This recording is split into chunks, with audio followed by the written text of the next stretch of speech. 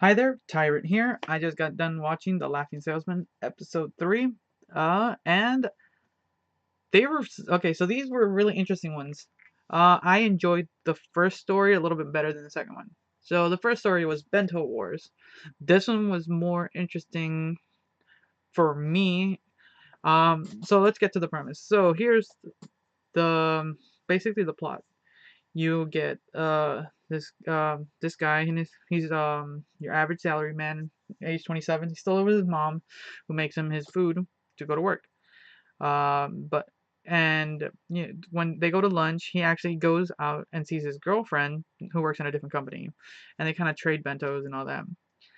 And it's kind of his mom's pride and joy to make his food for him, and his girlfriend's kind of getting sick and tired of having to eat his mother's cooking. And so the choice now becomes to choose between his girlfriend's cooking and his mother's cooking. And Moguro actually offers him a reasonable deal. So to kind of because they end up breaking up, his girlfriend and him, but he's able to talk her in, and Moguro kind of offers him this tasting powder that makes his mom's thing delicious. But he only gets five. So that's 5 days, give or take business days or whatever, to be able to think about a decision to like tell his mother that I'm good. You don't have to make food for me anymore. All that. It's one of those things because even his when you're watching him at home for this little small moment, he's still kind of very not. He's not very independent. You can tell with his character. Um, And so he basically fails. Moguro gives him an option to not only get back with his girlfriend, but gives him the option to he gives him time to make a decision, and he gets screwed and he loses it all. Literally loses it all. His mom's pissed at him, and his girlfriend breaks up with him.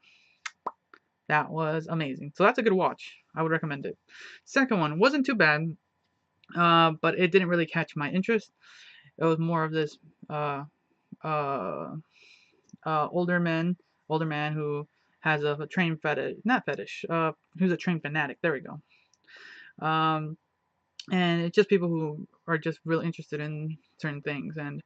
Um, and what's interesting is his name. For a second, I thought he was just like a camera guy, and they were gonna do an episode with like an idol or something. And like his name's Camera Son. Like his name's Camera. But whatever. Anyways, that was a weird thing that got me. But anyways, so he's really interested in trains, and he's remembering this time where, with the what was it, the 550 583 or 538? I forget the number of the train. But anyways, he's really that's like at the point where he started getting interested in trains and started enjoying learning about them and taking photos and videos of them.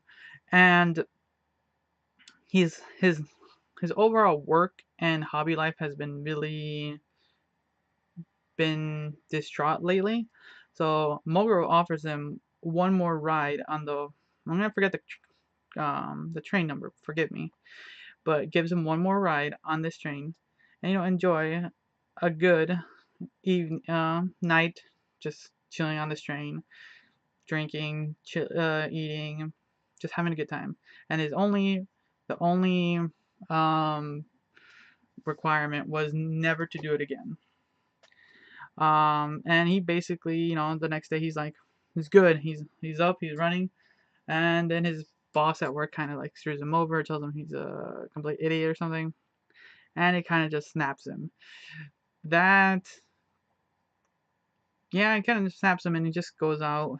I think at that point he just got fired, and he's kind of just down in depression, just drinking, and he's at the railroad asking for, I want to say 538, and it comes, and the train's right there, and he gets on, and he gets screwed. That's it. These deals aren't in reality sense.